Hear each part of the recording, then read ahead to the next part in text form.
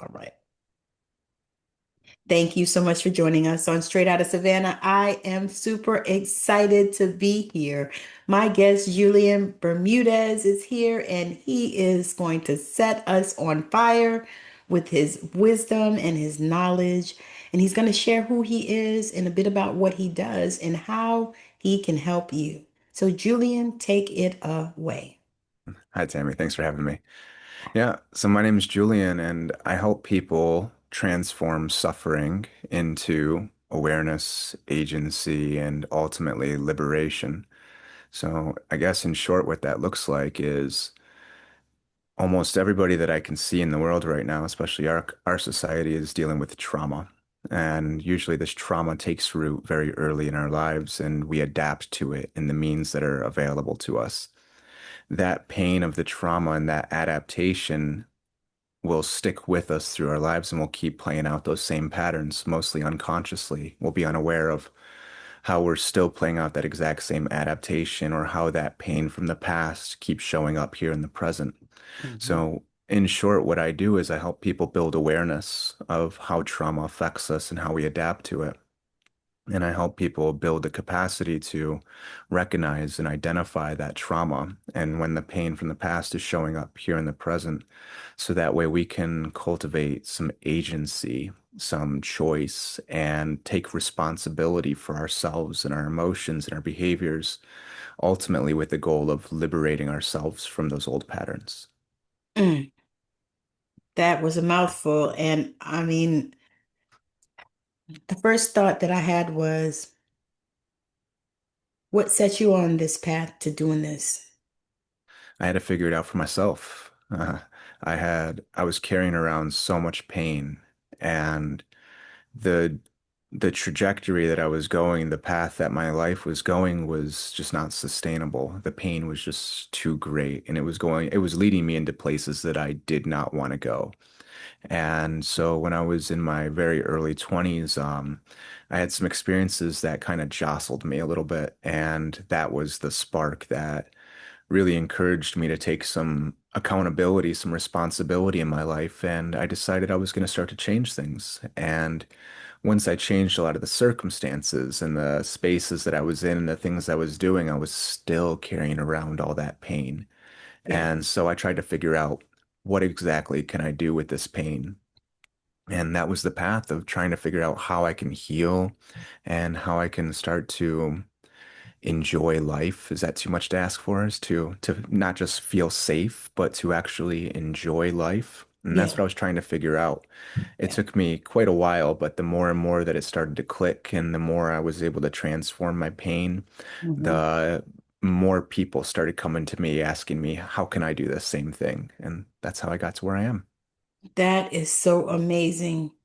Um, that's so amazing because when you think about it, what came to mind as I was listening to you, because I used to work in mental health, psych, and detox, and alcohol and opioids and stuff. And what came to mind is that there were so many times that people would leave and come back because we we would have them. They had to set limits to how often they could come back. So like they would leave, and as soon as they left, 2 days later they were back again, sometimes in the same worse condition. Um, but I found that a lot of times they would go back to the same environments, right? And so we thought that if we pull them out of those environments and get them over here, then maybe it would be a different thing. But the drug would still be calling them, and so when you said that, you came out of all the places and all the spaces and got into the places and spaces where maybe you should have been or whatever, um, you still felt that something was missing, Yeah. and that just reminds me of that where, we have this big problem, we have this opioid epidemic and all this stuff, and it's more problems than that, but that's the one that they want to focus on. Um, and I think about that. And I think that what you're doing could help that population. So, do you do any work in that arena? I work with a lot of people who are working through addictions. Yeah. Okay. Yeah, it's I'd say a lot of the people that I work with have an addiction of some form or another. And, the addiction can be to opioids. You can have heroin, fentanyl. You can be addicted to amphetamines or various substances, alcohol, one of the most destructive ones. But I would define an addiction as any behavior that provides short-term relief. So there's a craving of it and an inability to give it up, and it has long-term consequences. So even if we do give it up, there's relapse. There's this constant craving and going back to it. And so when I work with people who have these addictions, is it's very similar to what you said. Humans are always adapting to their environment, and our behaviors, our thinking patterns, our perceptions are always in relationship to the environment. We know from fundamental studies that if you change the environment with an addiction, that you can change the outcome of an addiction, but that doesn't take into consideration the pain that is passed through the generations or is still held by the individual that has the addiction. So Yes. the addiction providing the short-term relief, when I ask people, what does the addiction do for you? What it does wrong for you is obvious, right? They'll tell you exactly what's wrong with the addiction. I lost my family, I lost my health, I lost my job, I lost everything. But what was the relief? What was the thing that went so well with the addiction that despite losing your health, despite losing your family and your relationships, you couldn't give it up? And Yes. and very commonly the answer is it was a relief to some pain that they carried around. So we can see in lots of research that epigenetically, meaning that it's not the genes that are altered, but the function of the genes, that pain can get passed through the generations, and it doesn't go away on its own unless it is directly addressed in lots of ways. So we can change the environment, but if you take somebody who has a terrible addiction and you take them off the streets and you put them in an apartment and you dress them in nice clothes and you give them a new phone, the pain is still there. And that's what we absolutely have to address. Yes, that's the part. That's exactly um what I was thinking when I heard you talking about that. That was the vision that I got. Was yeah, we can, dress them up as we see the TV shows, we see the clips and stuff that people do, Yeah, but are we addressing the pain and are we addressing the trauma that, just like you said, not only are they carrying their own, but they're also carrying, ancestors, that's generations right. of trauma. Yeah, And we can all go back and forth and argue about whose trauma is worse than anybody else's, but trauma is trauma. that's right. We have to be very Good. careful not to compare trauma. Right, exactly, because trauma is trauma. Yeah. Your trauma is different than my trauma, and vice versa, and everybody else's. And I just so agree with you. So when you begun this work, what was the thing that you set out to do? Um, I would say maybe like a mission. It was two parts. And the first part was for myself. It was me trying to transform that pain that I was talking about. And the second part was directly connected to that first part, which is I really wanted to help the people that I grew up with, whether it was my family or my community that was also carrying around this terrible pain. And it was being expressed through things like addictions or other destructive patterns or behaviors. So, yes, I absolutely wanted to heal myself. And I also wanted to help other people heal as well. I wanted to be able to go back to my family, go back to my community, go back to my old friends who were losing their lives very early or spending their lives in these very destructive patterns. And I wanted to have something that I could give that would help people through those times. And has that been a reality for you? Um, in on the one hand, I've been able to help myself tremendously. So that pain that I carry around, it's still with me to this day. It's not something that I think ever goes away, but my relationship with it absolutely has changed. Yes. And its control over me, its ability to overwhelm me and to put me into those spirals has changed completely. I have the ability to exercise choice and responsibility, and it has enriched every aspect of my life. On the other hand, going back to my family, going back to my community, that has not been a reality. The direct family, the direct community. On the other hand, I work with people every single day who are from those communities, who are mirror images of the people that I grew up with and the people that I really wanted to help. Sometimes I'm working with somebody and I'm just looking at this person like, wow, this is exactly this other person that I knew. And yes, I can absolutely help them reconnect with themselves and find the healing within themselves, and they can have incredible Mhm. life-changing experiences. But in terms of working with my direct family or my direct community, that has not been a reality, no. Yeah, I know that sometimes that is hard. I mean, Yeah. that is let's say a challenge. You Yeah. know? Um, so what kind of modalities do you work with Hmm. in your healing? Yeah. So I call my therapy psychedelic therapy. And I use the word psychedelic intentionally because its meaning is very specific to what we do. Psychedelic broken into two parts, psyche and delic. We hear psyche all the time, psychology, psyche being all the immaterial aspects of who we are.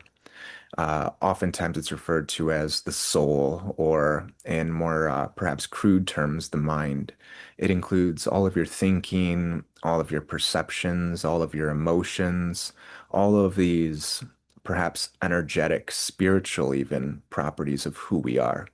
Mhm. So we have psyche and then we have delic, and delic means emerging or manifesting. So when we have a psychedelic experience, what we have is a deep connection to ourselves. Mhm. And very frequently, it's the parts of us that we want to avoid or to stay disconnected or we become disconnected from. And so the modalities that I use are to try to induce psychedelic experiences through means like meditation, through self-reflection, through self-inquiry, to try to have that exact experience through means that are much slower, intentional, where we can navigate a lot easier, just like Yeah. we're talking right now. Yes, I love that. I love that because there are so many different things that people do. You know, so many different um like I saw somebody that was doing, what was she doing? It was some type of Reiki, but it wasn't crystal Reiki, and I think it was dolphin Reiki. And I thought, wow, that sounds interesting. But but I often wonder if it can be just as simple as what you just said. Yeah, I think it can. All throughout history, human history, as far back as we can go, psychedelic experiences have been held in very high respects. It has been very intentional, sacred, perhaps, religious. The respect of a psychedelic experience has been in the highest esteems on the one hand, and then on the other hand, you've seen this brutal oppression of that experience that is an agenda that's pushing for the disconnection, the war, the conflicts, all of the things that come when we become disconnected. Yes. So if the goal is to reconnect with ourselves, it can be done in so many ways. And when we look through history, we can see, of course, people have worked with psychedelic substances in a very respectful, intentional manner. Yes. And and people have gotten to that exact same experience through other means, whether that be through meditation, whether that be through sensory deprivation, isolation. You go into nature, you climb the mountain for 40 days and for 40 nights alone, and then you hear the voice of God. You do a sun dance and you push yourself to the brink of exhaustion and dehydration. The entire time you're inducing a psychedelic experience. We Yes. get we get into a circle and we have our community come together and we chant and we drum and we sing for each other. These are ways of inducing the exact same experience, and these Yeah. are ways that have been held in such high importance in our society that have very recently been disconnected. So yes, we can reconnect with it in lots of ways. Yes, I agree with that. And uh I know that you are here for such a time as this, because we need this so much now in our society, now more than ever, Yeah, because people are so fearful. yeah, And there's so much fear mongering, and all that. And so, I mean, just to be able to help to transmute that energy, yeah, is what I'm feeling. And it feels like this is something that you have been doing like for a long time. Like yeah, I feel like you have um had a few lives doing this. yeah. It's interesting because my parents they were never together. They hated each other and they're biracial on top of that. And so they passed me, just bounced me around and they hated me because I would reflect the parent that they hated. And they also hated themselves too. So I was just a mirror to all of that. My families were so fragmented and So disconnected. why do you think you chose them? Well, on my dad's side of the family, his mother is Native Mexican, and she had this terrible shame of her ethnicity. She and I barely interacted. And I was always, especially right before I moved away, I very intentionally tried to connect with her to get some information out of her about where does she come from, what's her ethnicity, what's our history, what's her ancestral lineage. And she wouldn't tell me much, but she did give me little pieces of information throughout it. And what she told me was that we were natives, that she escaped and fled and immigrated from to escape ethnical persecution, and that we came from a lineage of healers, and that in every generation there has been somebody, at least one person in the generation, who has carried that torch, so to speak, of that healing tradition. And at this point, I was in so much pain myself. I was barely staying alive. And she tells me that I'm one of the ones who are carrying that along. So when she told me that, I didn't believe it at all. I just thought this was some nonsense that she was spitting. But Yeah, some old people stuff. yep. But the more and more I reflected on it, and the more and more I unpacked what she was saying, it was exactly what you were saying, is there was some ancestral lineage that was handed down through these generations of working in this space. And honestly, I think that every single person has this capacity. I think that that Yeah. wisdom is inside of all of us. Yeah, you're gonna make me jump up and scream. I was thinking the same thing, and I talk about that all the time. I'm like, it's all within us. We all have these codes. Yeah, I yeah, said we just have to wake up and recognize, and then also just know. yeah, yeah. When somebody's healing from an addiction, right? When we're working in mental health and somebody's going through detox and they're getting the therapy, we call that recovery. The word recover means to find something that we've lost. So if Yeah. I recover my keys, I find them after they've been lost. When somebody's recovering an addiction, what is it that they're finding? It's the person that they were before the pain. It's this center that's inside of them that knows how to heal. It's the wisdom that's inherent in each and every one of us. And we can all reconnect with that. And that's the goal of the therapy, because this wisdom that's inside of every one of us, it can only be disconnected. It can only be lost temporarily. It can never be broken. It can never be diminished. We can lose it, but we can always find it again. And I think that Yes. in this space and time where we're living at this age, that is absolutely the call to all of these generations right now is to reconnect with who we truly are. Yes. Yes. I truly believe that. I believe that, it's all about that.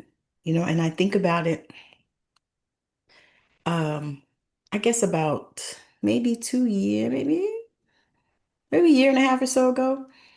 The spirit said to me, you just got to remember.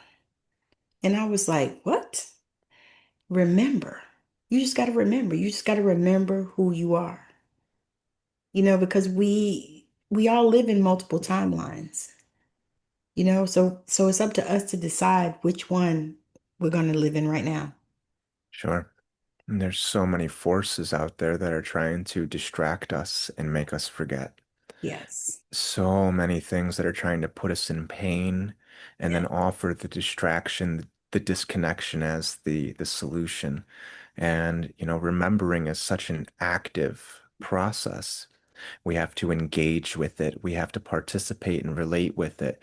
We have to make it a practice and have the conviction to continuously remember. And it's so easy to forget and lose it. So this is really a task that we all need to be taking very seriously right now. Yes, yes, yes, yes, yes. Because I think about it, I think that because of how we've all been conditioned in this society, um, we've been conditioned to, shut our feelings off. Hmm. We've been conditioned that, words don't matter, and all of those things are just wrong. Yeah. And that to me is a major part of the remembering. I teach a lot about mirror work, and I tell people mirror work is not about the mirror, it's about you. Hmm. Right. It's about you. Yeah. So, Yeah. yeah. Seeing ourselves in every aspect of people that we're talking to or the world that we're living in, we can see so Yes. much of ourselves. Yeah. Yes, yes, yes. So going forward, what do you have on your agenda of things that you are doing? Yeah, right now I'm trying to make these messages as available as possible. So I'm looking for people like you who are also sharing these messages and having these conversations. Because with these tools that we have, like the internet and podcasts, for instance, Yes. it can be a tool of distraction and repression and disconnection, and it very frequently is. Yes. Or we can use this to show people or perhaps to remind people of the path to reconnect with yourself and the way to tune back into that wisdom that's inherent in us. So, right now, the big thing is just trying to share these messages and provide some amount of hope, support, guidance, even to people who are really having a difficult time right now. Yes, that's phenomenal because we need that. Yeah. Absolutely. I believe that people need to know that they are in control of their own reality. Yeah. And that's very difficult to remember Yes. because so often, especially when we're developing, when we're children, we're not in control. We have Right. no control as children. And we get the messages that exerting any sort of expression, expressing your emotions, expressing boundaries is very dangerous because it will threaten your attachments, which are the most important thing to us as children. We can't survive without them. Our attachments and our authenticity are oftentimes in conflict. So we learn very early to repress our emotions, to repress who we are, and to disconnect from ourselves. And that's a way that we have some control over our lives and the world around us. Or even further, when we become traumatized and we have all this pain because we were at the whim of people and we didn't have any control, is we then make ourselves very big. and grandiose and aggressive and assertive. And we go out there and we attack people before they attack us. And we can Yes. see so much of that in the political sphere right now. Throughout the decades, it's not just the current administration, it's been all of them. The Yeah. people who rise to these high powers of positions, high status, high power, they're usually the most wounded and traumatized people. And so then we Yeah. have wounded, traumatized people wounding and traumatizing more people. And then this cycle of having no control over ourselves or over the world just keeps perpetuating and getting more and more intense. So yeah, Hmm. we really, really need to turn our attention back to ourselves and reclaim the control that we do have over our lives, which is how do we respond to this pain? How do we respond to this painful world that we're in, these painful structures? That's where we have the true control is over ourselves and not others. Yes, that is the truth. And do you feel like we will um get to that in, I'm going to say, your lifetime? Well, I see people doing it every day, and I work with people who do it every day. So it is absolutely happening here. And, when we look through history, the last 100 years, last 200 years, the last 500,000, 2,000 years, as far back as we can see, these disconnections have been present. And of course, it's accelerating at a tremendous rate, exponentially. In the last 200 years, we've seen this disconnection, the oppression, just it got so much more intense and so much more unavoidable, perhaps. So I think what I'm playing is I'm playing the long game. When I plant acorns and I start to nurture them into oak trees, I don't see the fully developed forest. What I see is the first leaves of that oak tree sprouting from that acorn, the vibrant vitality, the Mm, beautiful light that emits from that very first leaf. And it's so delicate and it's so fragile, yeah. and I have to nurture it very carefully every day and take care of it. And then they become a year old and 2 years old and 5 years old and 10 years old. And then they become self-sufficient and they start to grow a forest of themselves. That's the game I'm playing right now. And I'm really trying to cultivate and preserve practices that I can hand down to future generations. And hopefully, while this is one aspect, this recovering, remembering who we are, another aspect is this disconnection and Yeah. this very powerful force that is trying to push a very sinister agenda.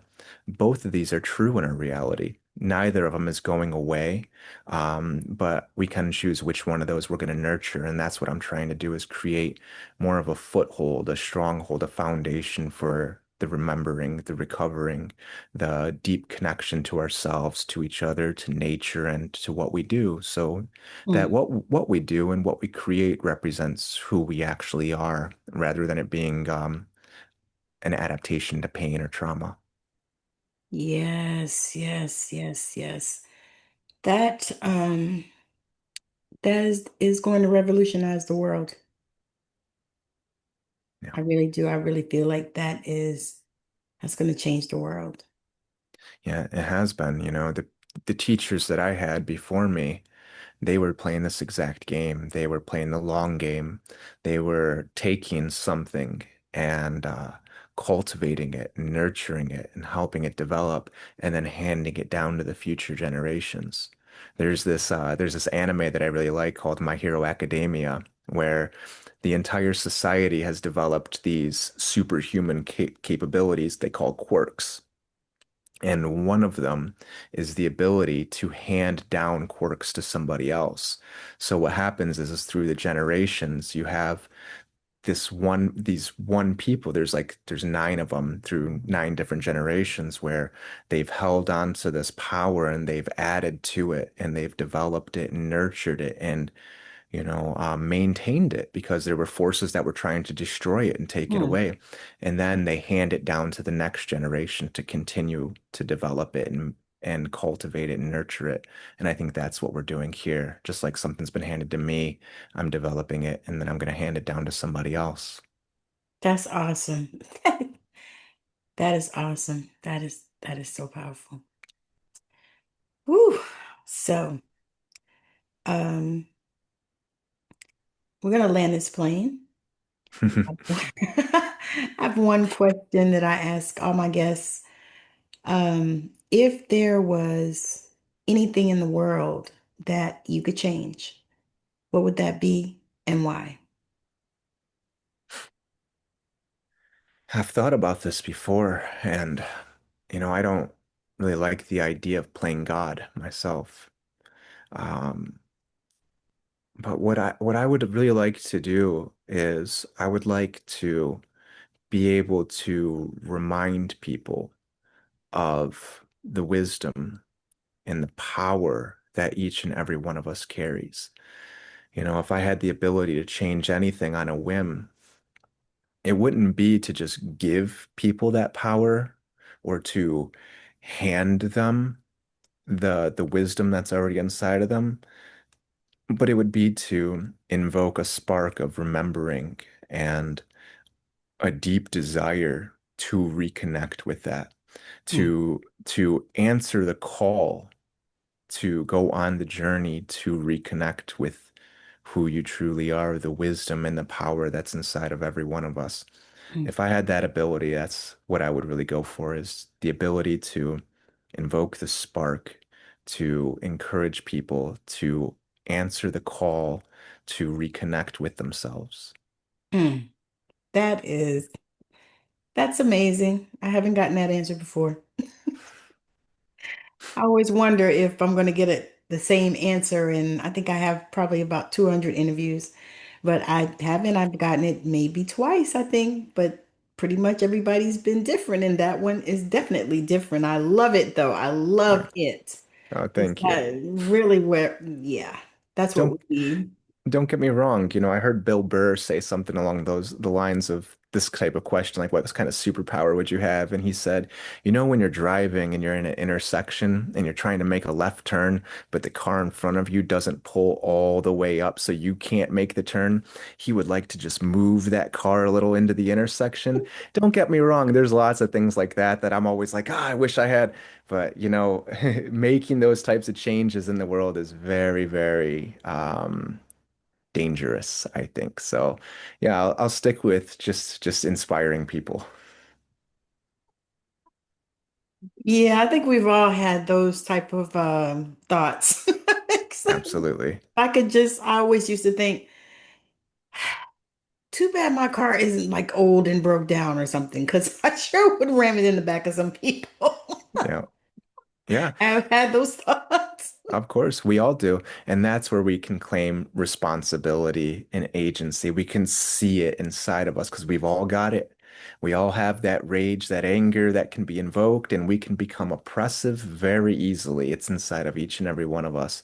But if we can see it and we can accept that it's there and say, there it is, and I'm going to make choices. I am not going to go that route. I'm going to do something else that Yes, is more in line with who I am. That's the real power. that that is the real power. That is so right.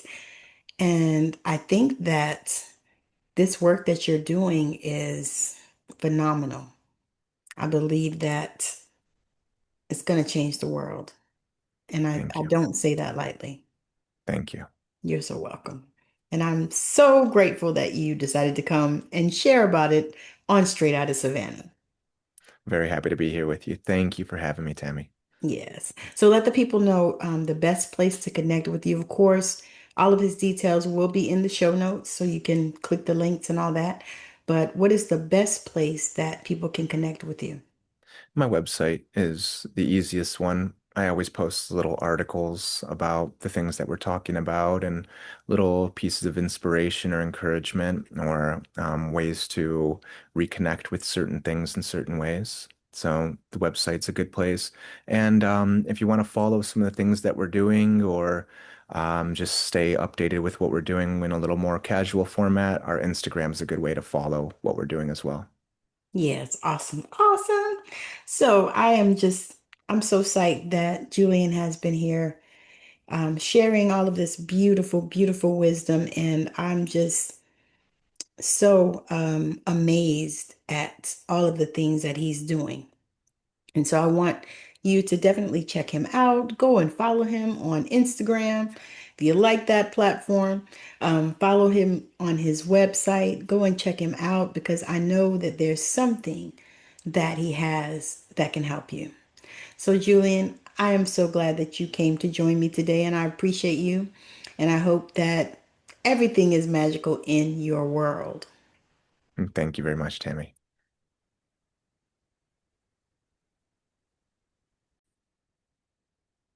I just finished talking to Julian Bermudez. He was such a delight to talk to.